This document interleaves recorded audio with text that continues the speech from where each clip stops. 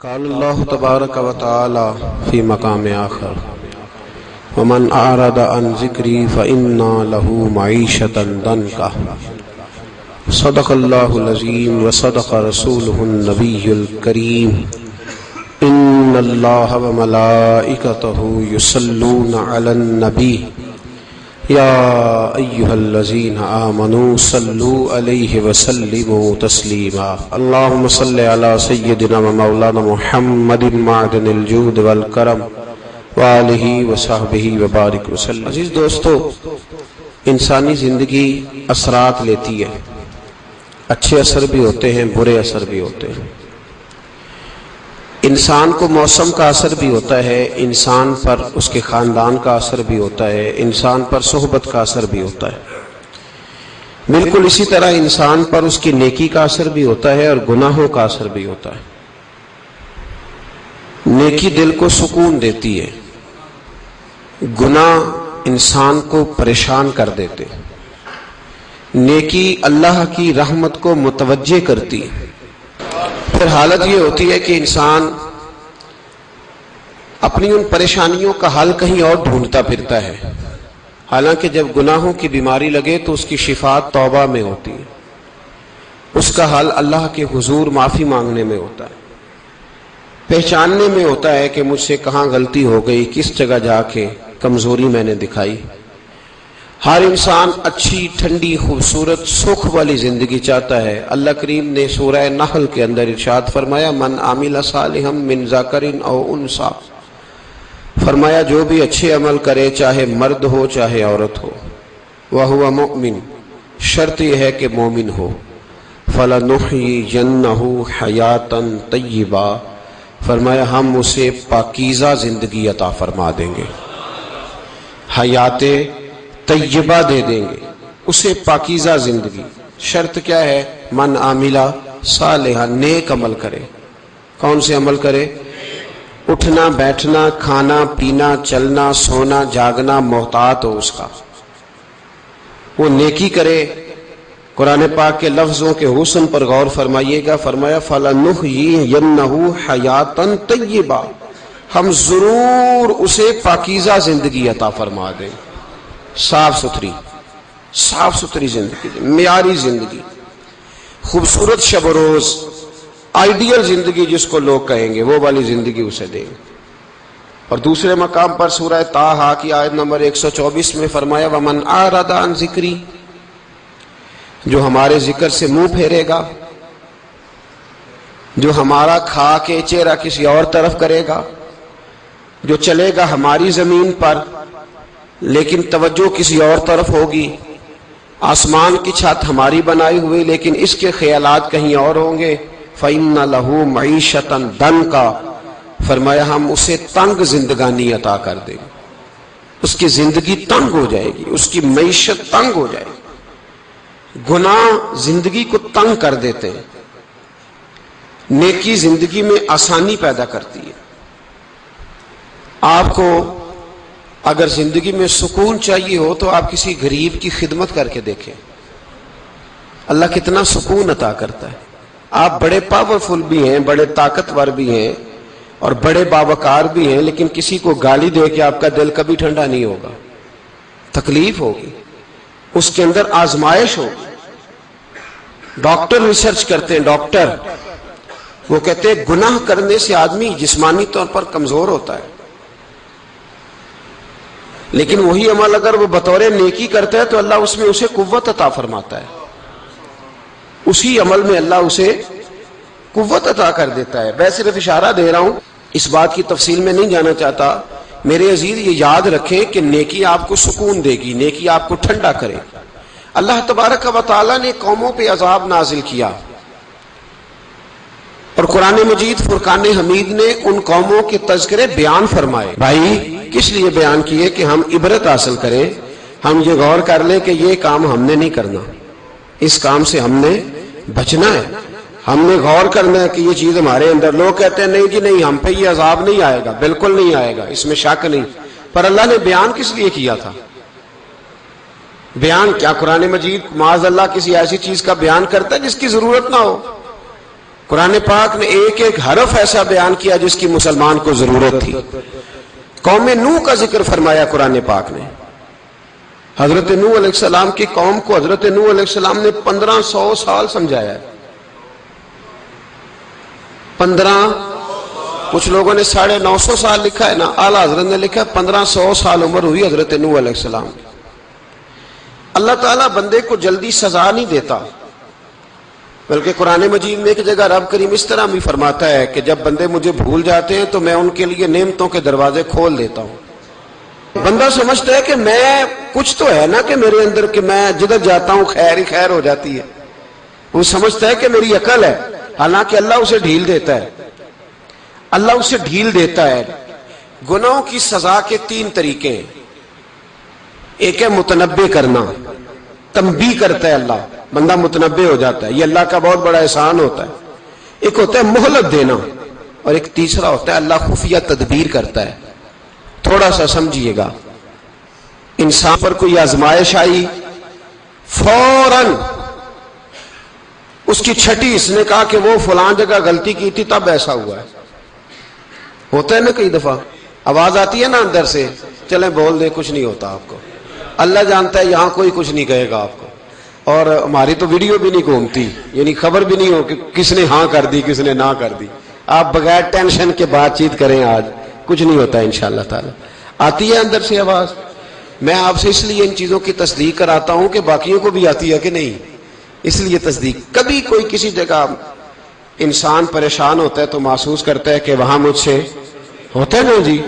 جس کو یہ نصیب ہو جائے بڑا خوش نصیب آدمی ہے. حضرت مولا علی فرماتے ہیں اگر تجھے دنیا میں سزا مل گئی تو بچ گیا ہے، سمجھ پھر اللہ کرم کرے گا، آخرت میں سزا نہیں دے گا. اور یہ یاد رکھ لے، وما اصابکم من مصیبت فبما کسبت ایدیکم ویعفو عن کثیر. اللہ فرماتا ہے دنیا میں تجھے جو بھی تکلیف پہنچتی ہے وہ تیرے ہاتھوں کے کرتوتوں کی وجہ سے پہنچتی.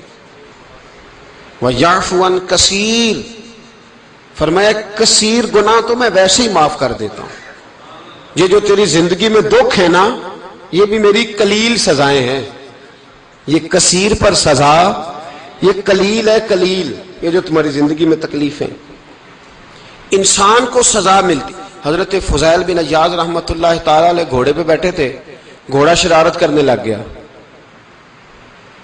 اچھلنے لگ گیا، کودنے لگ گیا. تو حضرت فضیل بن عیاض نیچے اترے، ایک کونے میں جا کے نماز کی نیت باندھ لی، 2 رکعت نماز پڑھی، پھر دیر تک استغفار پڑھتے رہے، روتے رہے، دعا کرتے رہے. واپس آئے، خادم عرض کرنے لگے حضور سمجھ نہیں آئی، گھوڑے نے تھوڑی سی شرارت کی، وہ بدکا ہے، آپ نے اس کو چھوڑا ہے اور چھوڑ کر کے آپ نماز میں لگ گئے. تو حضرت فضیل بن عیاض فرمانے لگے جب بندہ اللہ کی نافرمانی کرتا ہے نا تو جو چیزیں اس کی فرما بردار ہوتی ہیں وہ اس کی نافرمانی کرنے لگ جاتی. تو مجھے محسوس ہوا تھا کہ میں نے کہیں اللہ کی نافرمانی کی ہے، اس لیے ایسا ہوا ہے کہ میرے گھوڑے نے میری، تو میں توبہ کرنے لگا ہوں. اور اب دیکھتا ہوں بیٹھ کے بھلا کیا ہوتا ہے. میں نے سچی توبہ، حالانکہ مجھے یاد نہیں کہ میں کہاں بولا، پر کھری اور سچی توبہ کی. دوبارہ گھوڑے پہ بیٹھے تو گھوڑا بالکل صحیح ہو کے ساتھ چلنے لگ گیا. میرے بھائی جب یہ تنبیہ ہے اللہ کی طرف سے، یہ متنبع کیا جاتا ہے کہ تو بعد آ جا. بہت ساری جگہوں پہ انسان کو وقتی طور پر اگر سزا مل جائے، نبی پاک علیہ السلام کی خدمت میں ایک صحابی آئے. بات مضبوط کر دوں، واقعہ سنایا ہے نا تو کچھ لوگ سمجھتے ہیں کہ یہ واقعہ ہے، تو میں ایک حدیث پاک امام بہقی کی لکھی ہوئی عرض کرتا ہوں. نبی پاک علیہ السلام کے ایک صحابی آئے اور ان کا سر پھٹا ہوا تھا، خون بہ رہا تھا. سرکار نے فرمایا کیا ہوا؟ عرض کی حضور ایک عورت جا رہی تھی، میری نظر پڑی، ابھی نظر پڑی ہے کہ میرے آگے ستون آ گیا تو میرے سر پہ لگ گیا. نبی پاک صلی اللہ علیہ وسلم نے فرمایا تیرے لیے خوشخبری ہے، اگر دنیا میں تیری غلطی کی تجھے سزا ملی ہے تو پھر رب تجھے قیامت میں سزا نہیں دے گا. پھر اللہ قیامت میں سزا، بعض گناہ ایسے ہیں جن کی یہاں بھی سزا ملے گی اور وہاں بھی ملے، لیکن میرے بھائی پہلی بات یہ ہے کہ اللہ تعالیٰ اس غلطی کی یہی سزا دے لے اور دعا فرمائے اللہ تبارک و تعالیٰ یہاں بھی معافی عطا فرمائے وہاں بھی معافی عطا فرمائے، اللہ درگزر ہی فرمائے. لیکن میرے بھائی ایک تو یہ سزا، ایک سزا یہ ہوتی ہے کہ انسان جب گناہ کرنے لگتا ہے تو اللہ نعمتوں کے دروازے کھولتا ہے، مہلت دیتا ہے. 500 سال تک فرعون کو مہلت دی. کتنے؟ یہاں جو 5 سال حکومت کر لیتا ہے وہ کہتا ہے سب سے قابل میں ہی ہوں, مجھے مہلت جو ملی ہوئی ہے. 500 سال مہلت دی اللہ تعالیٰ نے. اور فرعون کی قوم پر پتہ عذاب کس طرح کے آئے تھے؟ ٹڈیاں مسلط کر دی اللہ نے. یہ گھومتی نہیں چھوٹی سی, ہم اپنی زبان میں اس کو کچھ لوگ مختلف ناموں سے یاد کرتے ہیں, کوئی مکڑی کہتا ہے, کوئی کچھ کہتا ہے. مسلط کر دی, جاتی نہیں. ان پر بنی اسرائیل کے ان مقابل جو فرعون کی قوم تھی ان پر الزام اس طرح کا عذاب آیا کہ مینڈک مسلط کر دی اللہ تعالیٰ. برتن کھولتے تھے اندر مینڈک نکلتا تھا. دنیا کی ہر دوائی استعمال کرتے تھے لیکن مینڈک نکل آتا تھا. تھوڑا سا سمجھا کریں چیزوں کو. ہمارے رنگ نہیں زیادہ گورے کہ ہم پر عذاب نہیں آتا. کوئی بہت زیادہ اللہ تعالیٰ معاف فرمائے دولت نہیں جمع کرا بیٹھے شاہی خزانے میں کہ ہم سے پوچھا نہیں جائے گا. یہ مہلت ہے, مہلت کو مہلت سمجھو. پھر جب پکڑ آتی ہے نا اللہ کریم کی, میں نے دیکھا ہے کروڑوں روپیہ, 6 اولادیں. ایک شخص کے بچے باہر سے آ رہے تھے, وہ بندہ بیمار تھا. مجھے کہنے لگا حضرت جی دعا کریں میں ان کے آنے سے پہلے مر جاؤں ورنہ آ کے مجھے مار دیں گے. دعا کریں. اتنی بے سکونی, کروڑوں روپیہ پڑا ہے تو یہ عذاب نہیں؟ کوئی ضروری ہے کہ پتھر ہی برسیں گے تو سمجھ آئے گی؟ یہ جو سگا بیٹا بوڑھے باپ کے قریب سے گزر جاتا ہے, سلام نہیں لیتا, تو اس کو عذاب نہیں سمجھتے؟ یہ جو امت کی بیٹیاں, امت کی بچیاں, ہماری بچیاں ایک سال کے اندر 75,000 ہزار بچی ایک ڈویژن سے بھاگ کے شادی کر رہی ہے اور ایک صوبے سے, تو اس کو آپ اللہ کا عذاب نہیں سمجھتے؟ یہ معمولی بات ہے. نہیں ہمارے رنگ ہو رہے ہیں, ہم بڑے سمارٹ ہیں. 1500 سال مہلت دی نوح علیہ السلام کی قوم کو. کتنے سال؟ بول کے بتائیے, بول کے دوبارہ بولیے. 1500 سال. کوئی آدمی اپنی سمارٹنس پہ خوش نہ ہو جائے کہ 20 سال ہو گئے میں تو نافرمانی بھی کر رہا ہوں, روٹی بھی پک رہی ہے, میں تو حرام بھی کھا رہا ہوں, پھر بھی سب ٹھیک ہے. 1500 سال مہلت دی. پھر حضرت نوح کہنے لگے اللہ میں نے تو بڑا سمجھایا, نہیں باز آتے. تو رب کریم نے فرمایا کشتی بناؤ. اللہ کے پیغمبر کشتی بنانے لگے تو قوم مذاق اڑانے لگ گئی. اب کیا کرنے لگے ہو؟ اب کشتی بنانے لگے ہو, خیر تو ہے, قوم مذاق اڑا رہی ہے. حضرت نوح علیہ السلام کا آپ نے کشتی بنائی, پانی کہاں سے نکلا؟ نہ بارشیں ہوئی نہ سیلاب آئے. ایک تندور تھا, اس کے اندر سے پانی نکلنا شروع ہو گیا. کبھی تندور سے بھی پانی نکلا ہے, پر جب نکالنے والا چاہتا ہے تو وہاں سے بھی ایک تندور سے پانی نکلا. اتنا نکلا, اتنا نکلا, اتنا نکلا کہ قوم ساری ڈوب گئی.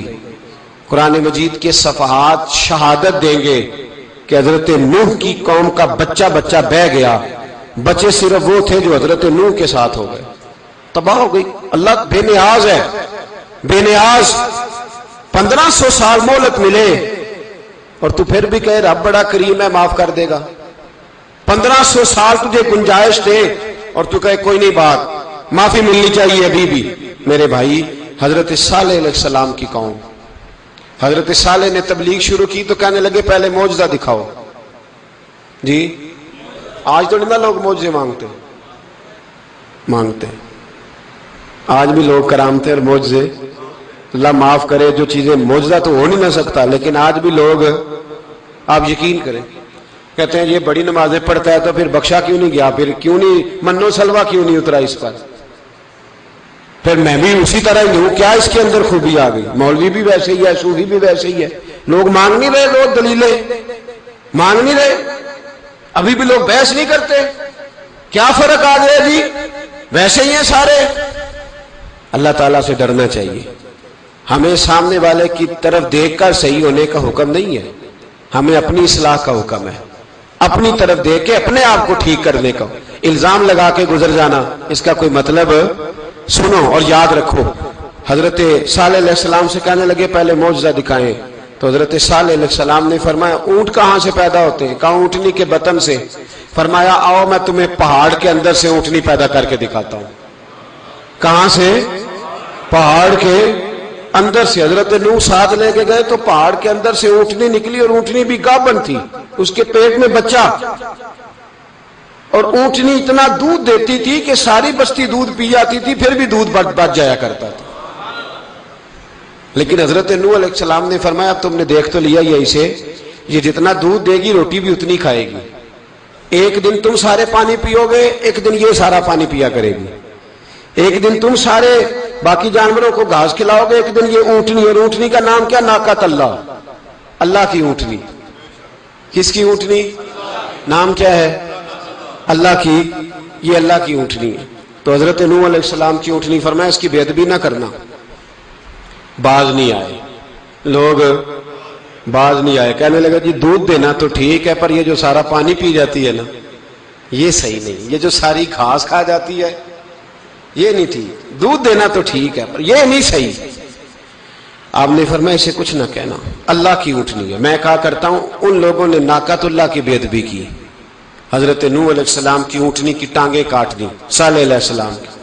اور دیکھو اللہ بڑا بے نیاز ہے، اگر پیدا کرنا جانتا ہے تو حفاظت کرنی نہیں جانتا، لیکن رب کریم نے فرمایا نہ کرنا۔ انہوں نے ان کے پیر کاٹ دیے، کانوں پہ چھریاں لگائیں۔ اونٹنی جب مر گئی، اونٹنی اللہ تبارک و تعالیٰ کی وہ اونٹنی جب مر گئی تو حضرت صالح علیہ السلام کی قوم پر رب کریم نے زلزلہ بھیجا۔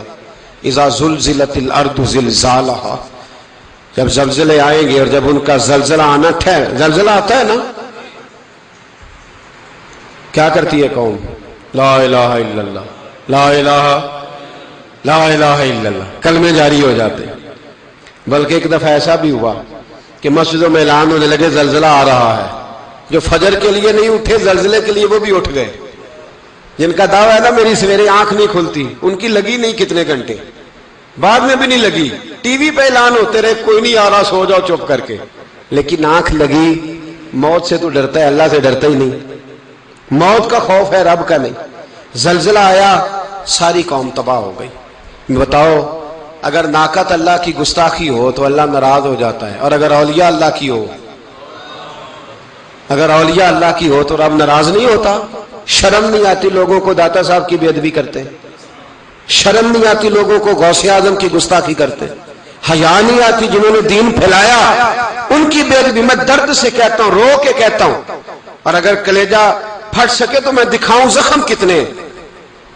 ایک حج کے موقع پر ایک بابا جی، اس سال 4,80,000 روپے کا پرائیویٹ حج تھا، اور بابا جی کی کیفیت کمزور تھی، بیچارے بیمار تھے، اس کے باوجود وہ گئے۔ بوڑھے آدمی، جا کے بیٹھیے، بزرگ، اور کتنی مشکل ہے وہاں مینا، مزدلفہ، عرفات، طواف زیارت، کتنا مشکل کام ہے طواف زیارت کرنا، طواف وداع کرنا۔ کس کٹھن سے حج کیا، بڑھاپے میں پیسے بھی لگائے، اور جب وہ روضہ رسول پہ گئے صلی اللہ، اور انہوں نے جا کے نبی پاک صلی اللہ علیہ وسلم کے روزے کی طرف منہ کر کے درود شریف پڑھا تو ایک ملا نے اٹھ کے کہہ دیا تو مشرک ہے۔ تو میری روح کانپی، میں نے کہا تجھے شرم نہیں آئی، حیا نہیں آئی؟ اس کی عمر دیکھ، کس بڑھاپے میں کہاں سے چلا، کہاں آیا۔ یہ مشرک ہوتا تو کسی مندر میں جاتا، یہ مشرک ہوتا تو کسی گرجے میں جاتا، یہ مشرک نہیں، یہ مومن ہے، اور یہ وہ والا مومن ہے جس کے سینے میں دل جب دھڑکتا ہے تو خالی دھڑکتا نہیں، ساتھ وہ محمد عربی پہ درود و سلام بھی پڑھتا ہے۔ شرم نہیں آتی لوگوں کو؟ اتنی بڑی گستاخی کرتے، جو روضہ رسول پہ آیا مشرک ہے۔ میں نے تو ایک مولوی کو صاف صاف کہا تھا، میں نے کہا اگر میں مشرک ہوں تو نکالو، مشرک کا داخلہ تو یہاں ویسے ہی منع ہے۔ شرم نہیں آتی؟ اپنی زبان کا ایک پاس کرو کچھ۔ اتنا ظلم، اتنی بڑی فرقہ واریت امت میں، اتنا امت کو تقسیم کرتے ہو، تمہیں شرم نہیں آتی؟ جہاں سے اتحاد کا پیغام دینا چاہیے وہاں سے تم لوگوں کو فرقے کا پیغام دیتے ہو، ایک مقصود فرقے کی تبلیغ کرتے ہو۔ خدا را، تو میں کہہ رہا ہوں ناقۃ اللہ کی بے ادبی پہ عذاب آتا ہے، تو اولیاء اللہ کی بے ادبی پہ نہیں آتا؟ داتا صاحب ساری زندگی تبلیغ کرتے رہے، ایک آدمی نے اٹھ کے کہہ دیا جناب وہ تو شرک کا اڈا ہے، تو رب کریم ناراض نہیں ہوتا ان باتوں سے؟ ہمیں خیال کرنا چاہیے، اللہ سے ڈرنا چاہیے، ان چیزوں سے عذاب آتا ہے اور آ رہا ہے، اللہ تعالی ہمیں محفوظ فرمائے۔ اللہ ہمیں اس سے، قوم لوط پہ بھی عذاب آیا، ہم جنس پرستی، مرد مردوں سے بدکاری کرتے. حضرت نوح نے سمجھایا کہ یہ کام درست فطرت کے خلاف ہے، یہ کام درست نہیں. جب انسان یہ کام کرتا ہے تو زمین اور آسمان کانپتے ہیں. اب میں کیسے کھول کے بتاؤں، میرے پاس اعداد و شمار ہیں کہ پاکستان کے اندر اس کام کی کیفیت کیا ہے اور کس طرح کر کے لوگ، میں تو رونا روتا رہتا ہوں داڑھی کا. لوگ کئی دفعہ کہتے ہیں حضرت صاحب پہلے بھی آئے تھے تو داڑھی کی بات، پھر بھی آئے تو داڑھی کی بات. تو میں رونا روتا ہوں، اس لیے روتا ہوں کہ جو کلین شیو نوجوان ہوتا ہے وہ امرد کے حکم میں ہے، اس پر وہی حکم لگتا ہے جو عورت پہ لگتا ہے. اس کے ساتھ مرد کا اٹھنا بیٹھنا اسی طرح ناجائز جس طرح عورت کے ساتھ. حضرت جنید بغدادی رحمت اللہ تعالی علیہ کے سامنے ایک شخص نے کہا وہ کتنا خوبصورت نوجوان جا رہا ہے، تو آپ فرمانے لگے تو حافظ قرآن نہیں؟ کہا ہاں. فرمانے لگے جا اپنے حفظ کی خیر بنا. وہ شخص کہتا ہے میں نے اس بغیر داڑھی والے کلین شیو نوجوان کو بری نظر سے دیکھا، مجھے قرآن پاک ہی بھول گیا، سارا قرآن پاک بھول. اور کتنے سال میں دعائیں کرتا رہا، بیت اللہ کے طواف کرتا رہا، میں یاد بھی کرتا تو نہیں ہوتا. کیسے اب تو ہمارا نعت کہاں بیوٹی پارلر سے ہو کے آتا ہے، ہم کسی اور کو کیا پیغام دیں. وہ پیغام، وہ نظام، وہ طریقہ کار جس کا حکم تھا شریعت میں. قوم لوط پر عذاب آیا. صحیح بیٹھتے ہوں گے بچے جو موٹر سائیکلوں پہ بیٹھتے ہیں. میں نے گجرانوالہ کی سڑکوں پہ بچوں کو، نوجوانوں کو جو تماشے کرتے سرے عام دیکھا ہے تو مجھے ڈر لگتا ہے. اور کوئی روکنے والا نہیں، شغل ہو رہا ہے، ہنس رہے ہیں، اور سامنے عورتیں بھی ہیں، سب ہو رہا ہے. کتنی تکلیف کی بات. حضرت نوح کی قوم یہ کام کرتی تھی، قرآن پاک نے بیان کیا ہے. حضرت نوح نے سمجھایا، فرمایا رب کریم نے تمہیں اپنی خواہش پوری کرنے کے لیے جائز طریقہ عطا فرمایا، عورتوں سے نکاح کرو، اور اس نکاح کی برکت سے جو اللہ تمہیں اولاد دے گا اس کو اللہ تبارک و تعالیٰ تمہارے لیے باعث بخشش بھی فرمائے گا. لیکن جب قوم نہ مانی تو جو قوم میں لوط کا عمل کرے اس کا علاج قرآن نے بیان فرمایا کہ آسمان سے پتھر برسیں گے. پھر پتھر برسے اور جن کے بڑے بڑے اچھے دماغ تھے ان کے دماغ چکنا چور کر دیے گئے، تباہ کر دیے گئے، ان کے دماغ زمین پر بچھاڑ دیا گیا. اللہ مہلت دیتا ہے لیکن اس کا مطلب یہ نہیں کہ انسان توبہ ہی نہ کرے. حضرت شعیب علیہ السلام کی قوم پر بھی عذاب آیا، اس لیے کہ بددیانتی کرتی تھی، ناپ تول میں کمی کرتی تھی. میں نے کہا تھا شب قدر کی رات کہ یہ کوئی تماشا ہے کہ شب رات آئی تو ساری رات روتے رہے، یا اللہ معاف کر دے، یا اللہ معاف کر دے، رو رو کے چیخے مار مار روئے. شب قدر آئی تو پھر چیخے ماری، ساری رات روئے. تو جس بندے کا پروگرام ہی نہیں سویرے بدلنے کا، دکان پہ بیٹھ کے پھر وہی ناپ تول میں کمی، پھر وہ اللہ تعالیٰ معاف کرے. میں ایک مضمون پڑھ رہا تھا تو وہ فوڈ کے اسپیشل لوگ تمہیں لکھا تھا مہربانی کرو ملاوٹ ہی اچھی چیز کی کر لو، مرچ میں کیری تو نہ ملاؤ اینٹوں کی، وہ تو بیمار کرتی ہے، وہ تو خون کی آنتوں کو روک دیتی ہے.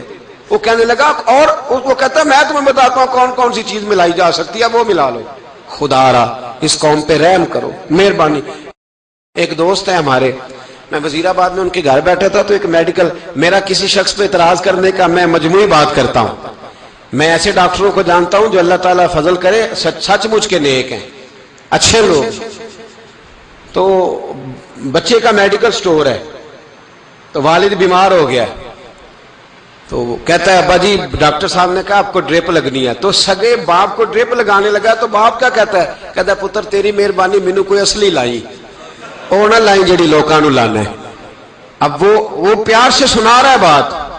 میں نے اسے کہا کہ یہ تو ڈوب مرنے کا مقام ہے نا، ڈوب مرنے کا مقام، کہ جس ملک کے اندر دوائی بھی صحیح نہ بکے، اصلی نہ ملے دوائی بھی، اور پھر وہ قوم کہے کہ ہم نے تو پورے روزے رکھے، ہم نے تو بڑا صدقہ اور خیرات کیا، دوائی بھی اصل نہ ملے. جناب شعیب علیہ السلام کی قوم ناپ تول میں کمی کرتی تھی تو اللہ تبارک و تعالیٰ نے ان پر بتا عذاب کس طرح کا بھیجا. شدید گرمی ہوئی، اللہ ہمیں محفوظ فرمائے. سارے آمین کہہ دیا. دیکھیں کتنا اچھا موسم کر دیا رب کریم. اللہ ہمیں محفوظ فرمائے، اللہ رحمت فرمائے. شدید گرمی کی لہر آئی، باہر اتنی گرمی ہوئی کہ لوگ اپنے گھروں میں گھس گئے. جس طرح سورج کی شعائیں گھروں کے اندر داخل ہو جاتی، اس طرح گرمی کی لہر اندر داخل ہوئی. اور جس طرح کسی کو آگ لگ جائے تو وہ آدمی اچھلتا کودتا ہے نا، اس طرح یہ لوگ اچھلنے لگے اور اچھل کود کے مر گئے۔ جرم کیا تھا؟ ناپ تول میں کمی کرتے۔ حضرت داؤد کی قوم بھی تباہ ہوئی۔ جرم کیا تھا؟ ہفتے والے دن مچھلیاں نہیں پکڑنی تو یہ پکڑتے تھے۔ حکم ہے نا مسلمان کو نماز کے ٹائم کوئی اور کام نہیں کرنا، نماز پڑھنی ہے۔ میرا خیال ہے مسلمان تو فٹافٹ آ جاتے ہیں، سارے ہی پہنچ جاتے ہیں نا مسجدوں میں۔ ہلکا ہلکا بول رہے ہیں آپ، کیوں نہیں پہنچتے؟ اگر حضرت سیدنا، اور پتہ انہیں سزا کیا ملی؟ اللہ نے فرمایا اس ٹائم عبادت کرنی ہے، کام نہیں کرنا، وقت نہیں ہے کام کا۔ انہوں نے مچھلیاں پکڑی، 12,000 لوگ تھے۔ پتہ ہے مالک نے سزا کیا دی؟ بندر بنا دیا اللہ کریم۔ قرآن مجید کا پہلا سپارہ پڑھے، فَجَعَلْنَاهَا نَكَالًا لِمَا بَيْنَ يَدَيْهَا وَمَا خَلْفَهَا۔ اللہ فرماتے ہیں پچھلوں کے لیے بھی عبرت بنا دیا، بعد والوں کے لیے بھی عبرت، نشان عبرت بنا دیا۔ بندر بن گئے،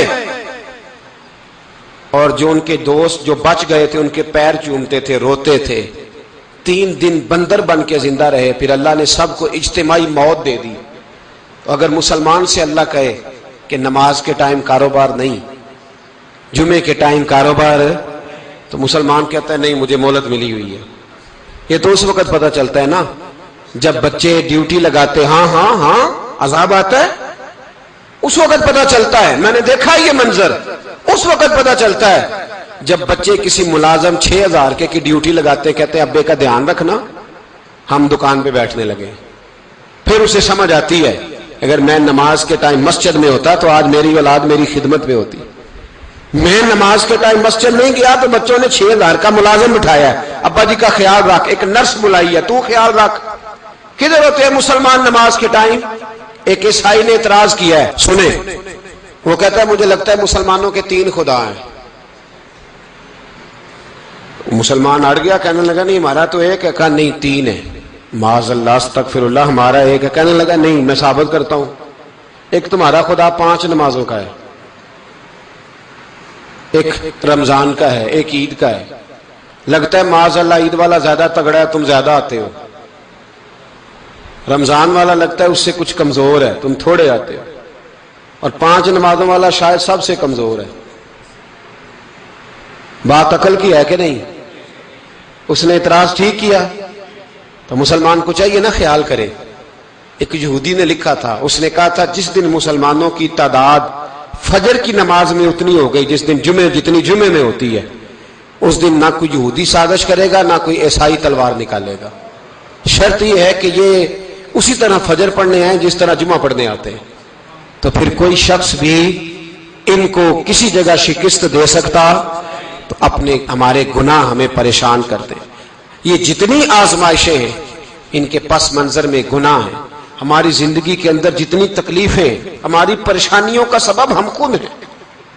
بہت ساری جگہوں پہ ہم غلطی کرتے ہیں، اس کی ہمیں سزا ملتی، غلطی کی سزا۔ ایک نوجوان نے مجھے بڑی گہری بات سنائی، میرا قریبی تعلق تھا، کہنے لگا گھر میں بڑا مسئلہ ہے، بڑی پریشانی ہے، ماں اور بیوی کا ماحول اتنا سخت ہو گیا ہے کہ نمٹ نہیں سکتا۔ آپ یقین کریں میں نے ڈیٹیل سے ساری چیز کو سٹڈی کیا، میرے پاس اتنا وقت نہیں ہوتا، پھر بھی میں نے اس فیملی کو پورا پڑھا تو غلطی نوجوان کی نکلی۔ نہ اس پہ اماں اعتبار کرتی ہے نہ بیوی اعتبار کرتی ہے۔ اس نے جھوٹ بول بول کے اس طرح کی ماحول پیدا کر دیا ہے کہ کوئی اس پر اعتماد کرنے کو تیار ہے۔ اگر آپ ناراض نہ ہو تو ایک بات کروں، پتہ ہے گھر میں ماحول کب خراب ہوتا ہے؟ باہر والے ہماری تقریر سنتے ہیں، گھر والے ہمارا عمل دیکھتے ہیں۔ جب وہ دیکھتے ہیں نا کہ یہ کس طرح کا شخص ہے، اس کے رویے، اس کا کردار، اس کا لب و لہجہ کتنا برا ہے اور یہ کردار کا کتنا کمزور ہے۔ اعلیٰ حضرت فرمایا کرتے تھے نیک وہ ہوتا ہے جس کی تنہائی صاف ستھری ہوتی ہے، اس لیے ماحول بگڑ جاتا ہے۔ یہ جو ہم کہتے ہیں نا میرے سجن بڑے بنتے ہیں پھر ٹوٹ جاتے ہیں، کچھ لوگ ایسے ہوتے ہیں جو ان کے پاس جاتا ہے انہی کا ہو جاتا ہے، وہ کہیں اور کے قابل کیوں بھلا؟ اس لیے کہ ان کے کردار میں ٹھنڈک دیکھتا ہے، ان کے لب و لہجے میں مٹھاس دیکھتا ہے، اس شخص میں اتنی خوبصورتی دیکھتا ہے کہ اسی کا بن جاتا ہے۔ حضرت ابراہیم بن ادم کے پاس ایک نوجوان آیا، کہنے لگا میں گناہ کرنا چاہتا ہوں۔ فرمانے لگا بالکل کر، اللہ کا دیا ہوا رزق کھانا چھوڑ دے اور گناہ کر۔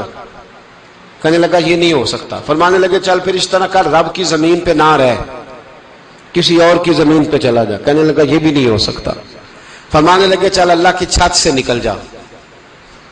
کہنے لگا یہ بھی نہیں ہو سکتا, تو آپ رو پڑے. فرمانے لگے پھر جناب اسرائیل جب آئیں تو ان سے کہنا مجھے 2-3 سال کی مہلت دے دے, پچھلی میری گناہوں میں گزر گئی, میں ذرا 3 سال عبادت کر لوں. تو وہ شخص بھی رونے لگا, کہنے لگا حضور وہ مہلت نہیں دیتے, وہ جب لینے آتے ہیں تو پھر لے کے اللہ تعالیٰ نے جب انسان بنانا چاہا نا تو جناب جبریل کو کہا مٹی لے کے آ زمین سے. حضرت جبریل نے مٹی پہ ہاتھ ڈالا تو باقی کی مٹی رونے لگ گئی, اسے جدا نہ کر.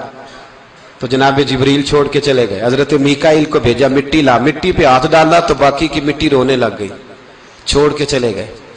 جناب اسرائیل کو بھیجا, مٹی پہ ہاتھ ڈالا تو باقی کی رونے لگ گئی, چھوڑ کے نہ جاؤ.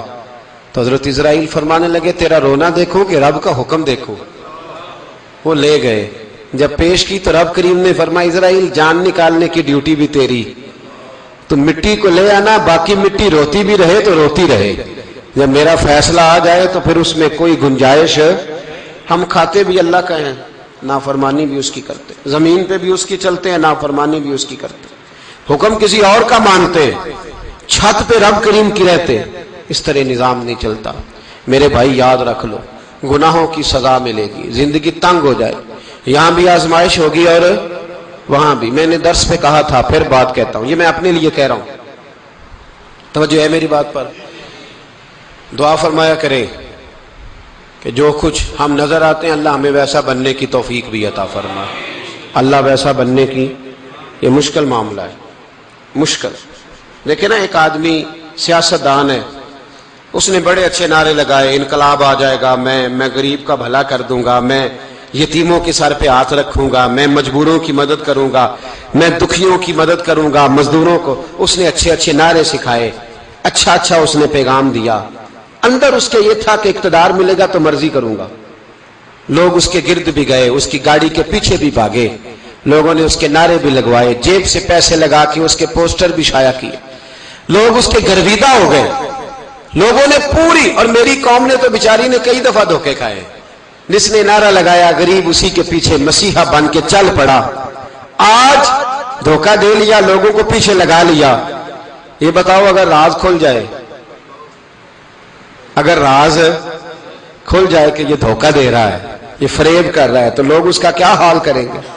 یہ راز قیامت میں کھل جائے گا, قیامت میں یہ راز یہ کھل جائے گا. یہ دھوکے باز تھا. اذا زلزلت الارض زلزالها, جب زلزلہ آئے گا جیسے اس کا آنا ٹھہرا. واخرجت الارض اثقالها, زمین اپنے بوجھ باہر نکال دے گی. اس سے مراد کیا ہے کہ زمین پہ جو جرم ہوئے زمین بتا دے گی, باہر نکل آئے. وقال الانسان ما لها, انسان کہے گا اسے کیا ہوا, یہ تو سب کچھ بتا رہی.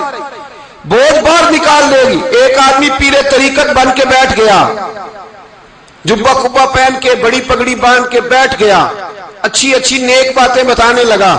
لوگ اس کی دست بوسی کرنے لگے, ہاتھ چومنے لگے, پیچھے لگ گئے, خدمت کرنے لگے, جیب سے نذرانہ دینے لگے. اس کے نام پر لوگ اپنی جیب سے لنگر پکانے لگے, خانقاہ کی خدمت ہونے لگی. مہمان اس کے آتے, نوکری کوئی اور کرتا. میں نے کہا تھا شاید اپنے لیے کہہ رہا ہوں. ڈیوٹیاں لوگ کرنے لگے, حالات بدلنے لگے. لیکن اس کے اندر تو چور تھا, وہ تو دکاندار تھا. تو یہاں جو اس کے پیچھے لگے تھے وہ تو سچے تھے, انہیں تو اجر ملے گا. لیکن اس کا جب راز کھلے گا تو بڑی رسوائی ہوگی. اس کا جب راز کھلے گا تو بڑی. ایک میری طرح کا دیندار تھا, جو چہرے کا تو نیک تھا, اندر پتہ نہیں کیا کچھ تھا.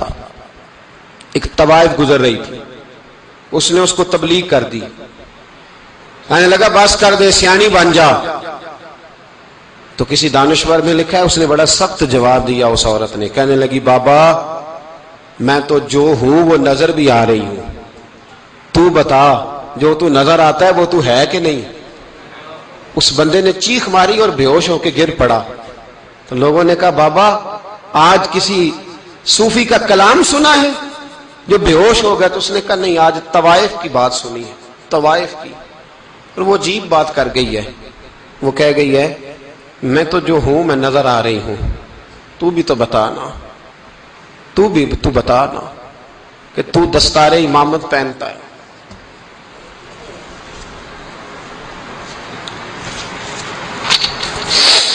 تو بتا تو جو کہلاتا ہے تو وہ ہے کہ نہیں؟ یہ وقال الانسان ما لہا، یہ راز قیامت میں کھلے گا۔ ہم جو کچھ بتا رہے ہیں نا اپنی زبانوں سے، ہمیں اپنے گناہوں کا احساس ہونا چاہیے۔ ایسا نہ ہو کہ جب سزا ملے تو پھر اس طرح کی ملے کہ دوبارہ کسی کو کوئی منہ دکھانے کے قابل نہ رہے۔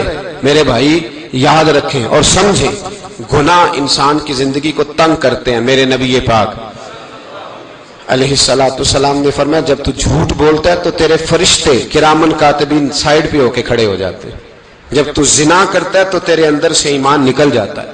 اور نبی پاک علیہ السلام نے فرمایا جب میری قوم میں ناانصافی عام ہو جائے گی تو قتل بھی عام ہو جائے گا۔ اور سن لو لکھ لینا یہ حدیث دل کی تختی پر، نبی پاک علیہ السلام نے فرمایا جب میری قوم میں بے حیائی اور بدکاری عام ہو جائے گی تو 2 سزائیں اللہ دے گا۔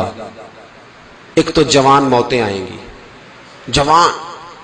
جوان بچے کچھ بھی نہیں دیکھا چلے گئے، اور دوسری سزا اللہ یہ دے گا کہ ایسی بیماریاں آئیں گی جن کا علاج نہیں ملے گا، ایسے امراض پھوٹ پڑیں گے۔ اگرچہ میں آپ کو ایسی تقریر بھی سنا سکتا تھا جس پہ آپ بہت زیادہ محظوظ ہوتے، پر میں نے اس جمعے میں ایسا موضوع چنا ہے جس کا ہمیں خاص ضرورت ہے۔ بھائی دیکھیں تو صحیح، کہیں ایسا تو نہیں کہ ہم ان عیبوں میں مبتلا ہیں۔ میرے نبی کریم علیہ السلام نے فرمایا جب تم نیکی کا حکم دینا اور برائی سے منع کرنا چھوڑ دو گے پھر اللہ تم پر ظالم حکمران مسلط کرے گا۔ اور اگلے لفظ اس سے بھی زیادہ سخت ہیں، محبوب فرمانے لگے پھر تمہاری نیک لوگ دعائیں بھی کریں گے تو اللہ وقتی طور پر ان کی دعاؤں کو بھی قبول نہیں فرمائے گا، اس لیے کہ تم لوگوں نے نیکی کا حکم دینا اور بھلائی سے روکنا چھوڑ دیا۔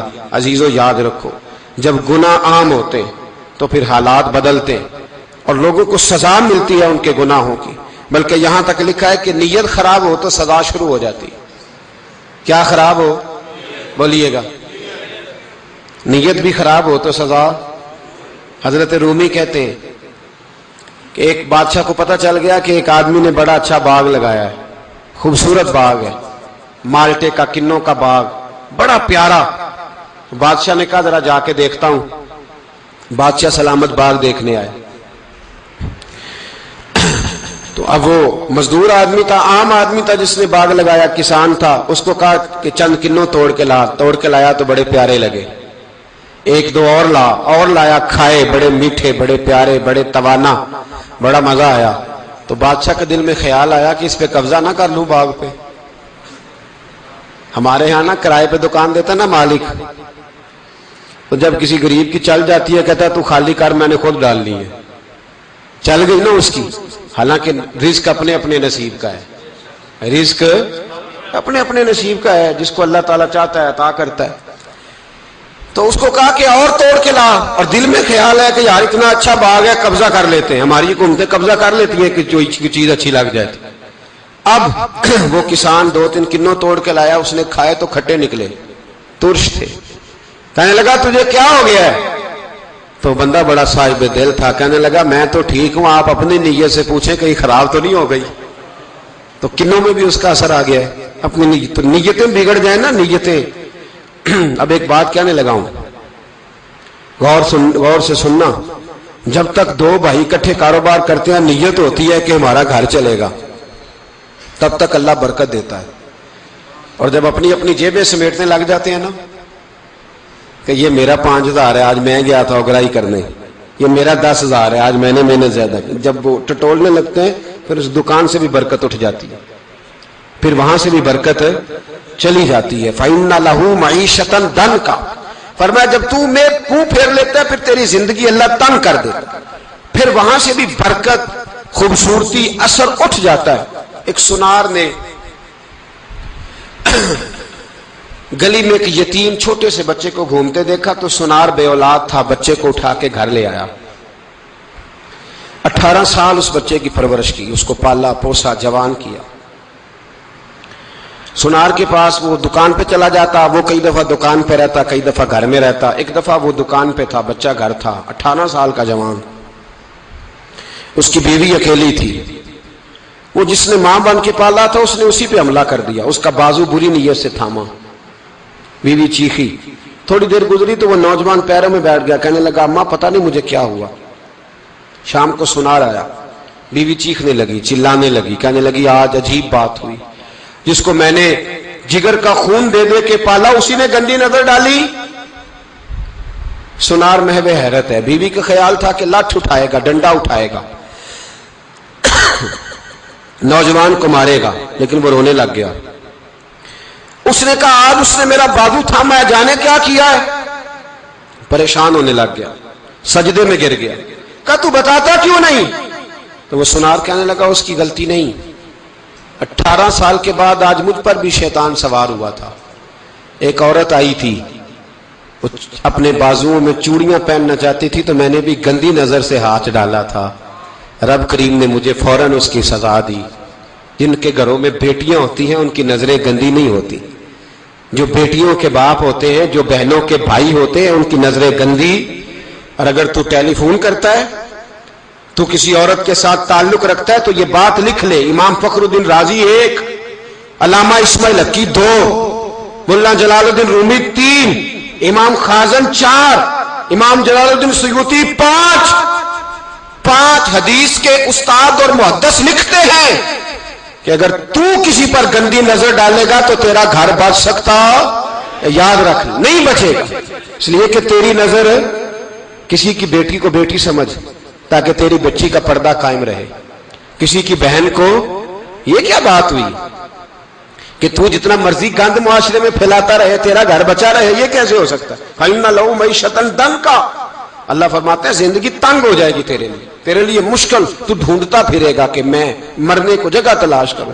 سچی توبہ کرے, کھری توبہ کرے. یہ گناہ انسان کو مجبور کر دیتے ہیں. حضرت عبداللہ بن مبارک رحمت اللہ تعالی علیہ, ان کے سینکڑوں شاگرد تھے. ایک شاگرد کے انتقال کا وقت آیا تو گھر گئے ملنے. آپ کہتے ہیں میں نے زور لگا لیا پر اس کی زبان پر کلمہ جاری نہیں ہوا. میں اسے کہتا کلمہ پڑھ پر اس کی زبان پر جاری.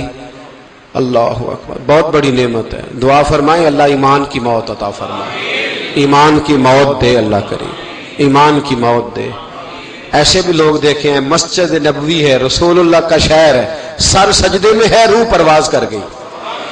روح پر کتنا نصیبوں والا ہے, کتنا نصیبوں والا ہے کہ مسجد نبوی میں سر سجدے میں رکھا ہے, اور اللہ تبارک و تعالیٰ نے محبوب کے قدموں میں موت عطا فرمائی. تو حضرت عبداللہ بن مبارک کہتے ہیں میں نے اس کو کہا کلمہ پڑھ, تو اس کی زبان پہ جاری نہیں ہوتا. میں بار بار کہتا تو وہ منت کرتا, کہتا حضور میں کوشش کرتا ہوں جاری نہیں ہوتا.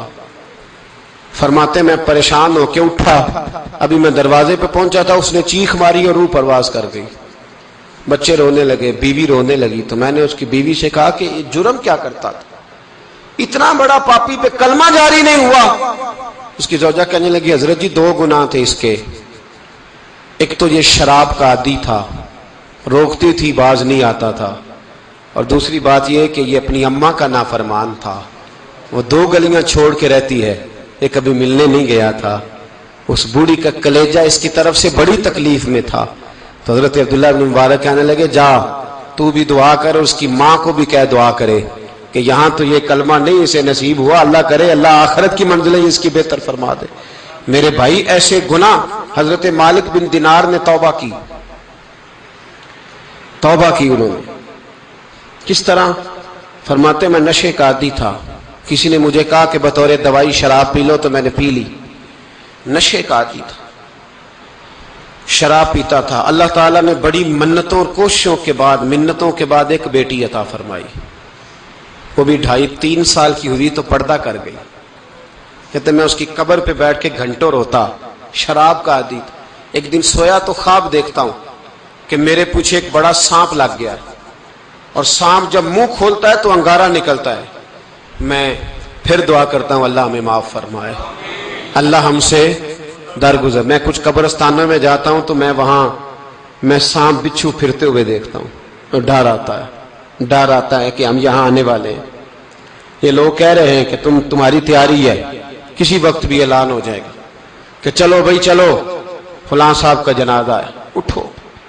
لوگ کہتے ہیں جلدی کرو, اور ایک کونے میں ایک شخص یہ بھی کہتا ہے کہ دیگ بھی رکھ لو, مہمان بڑے جمع ہو گئے. اور ایک کونے میں لوگ یہ بھی کہتے ہیں کہ برف ٹھنڈی لے آؤ، لوگوں نے پانی بھی پینا ہے۔ پہلے اعلان ہوتا ہے کہ فلاں فوت ہو گیا، پھر اعلان ہوتا ہے جنازے کا ٹائم ہو گیا، پھر اعلان ہوتا ہے جنازہ اٹھایا جائے گا، اور پھر بات ختم ہو جاتی ہے۔ پھر کل من علیہ فان، پھر کوئی نہیں پوچھنے آتا، ختم ہو گیا، قصہ ہی ختم ہو گیا، ان لوگوں کی کہانی مٹ گئی، ختم ہو گئے، بڑے بڑے کج کلا، کوئی پوچھنے والا نہیں۔ موت کا راج ہے، راج ہے موت کا راج، موت راج کرتی ہے بس، اور کسی کا راج نہیں، وہ راج کرتی ہے، جدھر جاتی ہے اسی کا راج ہے، راج کر رہی ہے۔ تو حضرت مالک بن دینار کہتے ہیں قبرستان میں نے دیکھا، میں خواب دیکھتا ہوں، بڑا اژدہا، اس کے منہ کے اندر آگ میرا پیچھا کر رہا ہے۔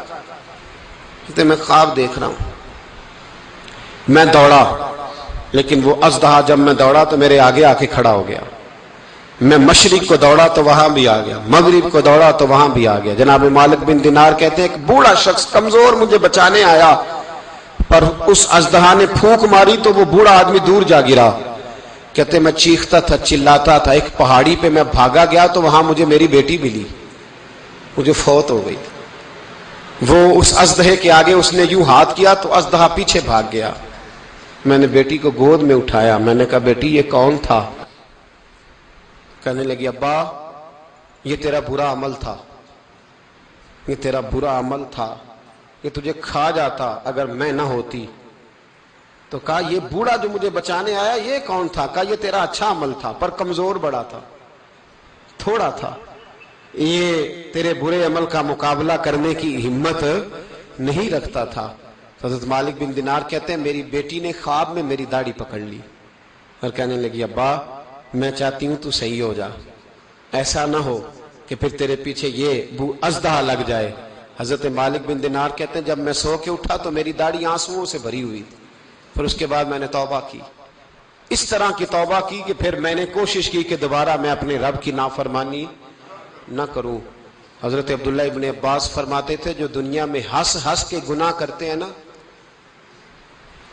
ہنس ہنس کے، جھوٹ ہنس ہنس کے بولتے، ہنس ہنس کے لوگوں کی غیبت کرتے، فرمایا یہ جو تمہیں ہنس ہنس کے گناہ کرتے نظر آتے ہیں ان کا رونا قیامت میں دیکھا نہیں جائے گا، ان کے آنسو قیامت میں دیکھے نہیں جائے۔ جو ہنس ہنس کے گناہ کرتے پھر روئیں گے، فَلْيَضْحَكُوا قَلِيلًا وَلْيَبْكُوا كَثِيرًا، رب فرماتا ہے زیادہ رویا کرو، کم ہنسا کرو۔ نبی پاک علیہ السلام روتے تو صحابہ کہتے حضور آپ اتنا کیوں روتے ہیں؟ تو محبوب فرماتے جو میں جانتا ہوں وہ تم نہیں جانتے۔ بھائیو قبروں میں اکیلے جانا ہے، کبھی غور کرنا، اکیلے، کوئی بندہ ساتھ حساب دینے نہیں جائے گا۔ اماں بڑا پیار کرتی ہے لیکن قبر میں کبھی کوئی ماں بھی ساتھ دفن نہیں ہوتی، اپنا اپنا حساب دینا، مشکل وقت ہے، حساب کر لینا چاہیے، تیاری کر کے رکھنی چاہیے۔ گناہ اگر یہاں ہماری زندگی کو تنگ کریں گے تو وہاں بھی ہمارے لیے مشکلات پیدا کریں۔ نبی کریم علیہ السلام نے فرمایا ہے کہ اللہ بڑا مہربان ہے، اللہ بڑا کریم ہے، اللہ بڑا ستار ہے، اور یاد رکھو جب کوئی اس کی ریٹ کو چیلنج کرے، جب کوئی اس کے قانون کو توڑے، جب کوئی اللہ کی اعلانیہ نافرمانی کرے، پھر رب کریم کی غیرت کو، اس کے عدل کو جوش آتا ہے، توبہ کرے سچی، مسجد کی حاضری دے پابندی کے ساتھ۔ میری آپ سے ہمیشہ یہ گزارش رہتی ہے کہ مسجد کی حاضری پابندی سے دے۔ میں اپیل کرتا ہوں داڑھی رکھ لیں، یہ میرے نبی کا طریقہ ہے صلی اللہ تعالی علیہ۔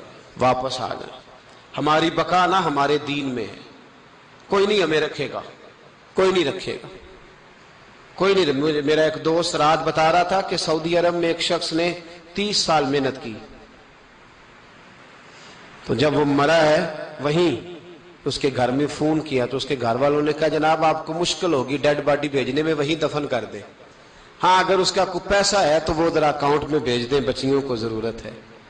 او بھائی تو اکیلا جائے گا، تیرے لیے مشکل ہو جائے۔ اپنے بھی ساتھ یقین کریں، بچے دعائیں کرانے آتے ہیں، کہتے ہیں حضرت جی دعا کریں اللہ اماں کی سختی معاف کر دے۔ اس کا مطلب کیا ہے کہ اماں اب جائے، اب ہمارا نمبر آئے۔ بچے تو انتظار کر رہے ہیں کہ ابا جائے اور گدی پہ ہمارا نمبر آئے۔ تیاری ہے، اکیلے جانا ہے، اکیلے، سخت سا مرحلہ ہے، اکیلے سارا کچھ فیس کرنا۔ آج توبہ کریں، وہاں کے کیڑے یہاں رہ کے مارے، اپنے ساتھ ظلم نہ کریں۔ ہم اس قابل نہیں کہ وہاں جا کے مقابلہ کر سکیں۔ بچیں، اپنے آپ کو محفوظ کریں، بچائیں، حساب اپنا اپنا دینا ہے۔ کسی باپ نے اگر اپنے بچوں کو حرام کھلایا تو بچے تو نہیں کہہ رہے تھے نا کہ حرام لے کے آ، تو باپ نے حساب دینا، والد نے۔ لہذا مہربانی فرمائیں، اپنے اوپر رحم کھائیں، اپنے آپ کو سنواریں۔ آج جمعۃ الوداع ہے، توبہ کریں، اللہ کے نیک بندوں کی صحبت میں بیٹھا کریں، اچھی باتیں سنا کریں تاکہ دل نرم رہے۔ ان جگہوں سے بچیں جو گناہ کی طرف لے کے جاتی، ظلم سے، زیادتی سے، جبر سے بچیں۔ اپنے آپ کو اپنے رب کریم کی بارگاہ میں جھکا دیں۔ ہمارا کہیں اور گزارا نہیں، کوئی نہیں ہمیں پوچھے گا۔ اقبال رو پڑے آخری عمر میں، رو پڑے اور اللہ کی بارگاہ میں عرض کرنے لگے، نہ جہاں میں کہیں بھی امان ملی، جو امان ملی تو کہاں ملی، میرے جرم خانہ خراب، تیرے عفو بندہ نواز میں۔ پناہ صرف اللہ رسول کی بارگاہ میں، باقی کوئی پناہ دینے کو تیار نہیں ہے۔ دعا کرتا ہوں اللہ کی بارگاہ میں اللہ ہمیں سچی توبہ کی توفیق عطا فرمائے۔ آخر دعوانا